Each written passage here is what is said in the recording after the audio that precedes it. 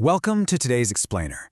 Now, whether you're a current business leader or a management student getting ready to step into the corporate arena, you are about to enter a world that is completely governed by metrics.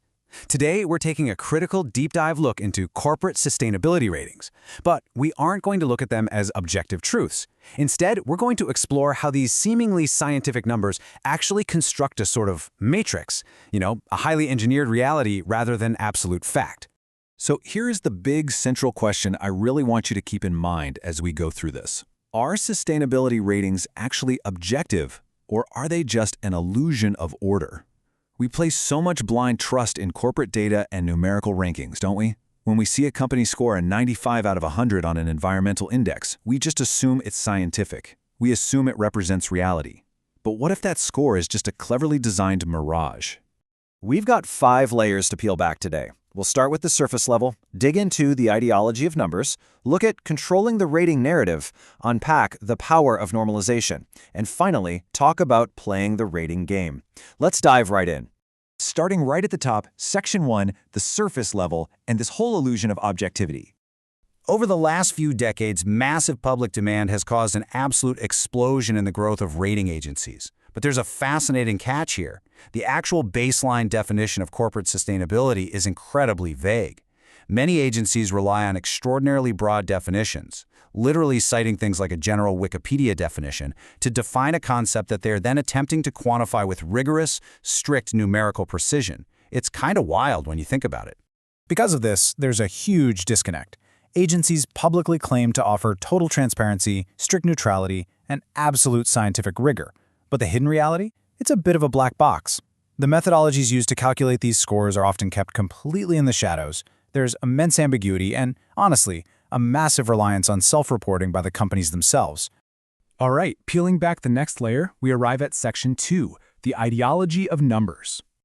This is the underlying philosophy that gives these flawed ratings their unquestioned power in the market. And for all you future business leaders out there, understanding this is absolutely crucial. The ideology of numbers is this idea that we can completely understand reality through quantified measurements. It acts kind of like a spotlight. It makes certain aspects of a company highly visible, while leaving profound, nuanced realities completely in the dark. And we see the real-world danger of that spotlight when we look at reductionism in action. Take France Telecom, for example. They were highly rated by agencies, which completely overlooked a tragic reality that over 20 employees had committed suicide due to severe workplace management issues. Or look at BP. They remain comfortably sitting on sustainability indexes right up until the catastrophic Gulf of Mexico oil slick. Relying solely on numbers can create massive, dangerous blind spots. Which brings us to Section 3, controlling the rating narrative. So, if the numbers are this flawed, how do these agencies maintain their authority? Well, sociologist John B. Thompson breaks this down into 5 linguistic strategies. First is legitimation, justifying claims by leaning on scientific methodologies. Next is dissimulation, which downplays power relations. Then there's unification, where agencies create standard frameworks to force a wildly diverse corporate world into one neat box. Fourth is fragmentation, where they divide groups by expurgating or excluding bad companies. And finally, reification, which is presenting the chaotic growth of the rating industry as just a totally natural, inevitable evolution of the market. One of the most fascinating strategies here is dissimulation, specifically through something called euphemization. Agencies are incredibly good at obscuring their own immense power and profit motives by using language that sounds universally helpful to stakeholders. They don't say, hey, we're expanding our disciplinary control over your industry. Instead, they say, we are providing tools to help companies improve. It's brilliant PR. Moving into the theoretical core of our explainer, Section 4, the power of normalization. To truly grasp what these ratings do to the market, we can lean on philosopher Michel Foucault's concept of disciplinary power. Basically, it's a social technology that translates complex activities into simple numerical equivalents. And once everything is a number, you have a mechanism of control. It establishes strict, hard boundaries between a normal or good company and an abnormal or bad company. You can see exactly how those boundaries are drawn through a strategy called the expurgation of the other. For instance, the rating agency Ethibel draws absolute moral boundaries, explicitly excluding entire industries from their investment registers. We're talking tobacco, armament, nuclear energy, child labor, alcohol, and pornography. By creating this common enemy, the agency acts as a gatekeeper to a supposedly elite, socially responsible corporate club. Foucault hit the nail on the head here.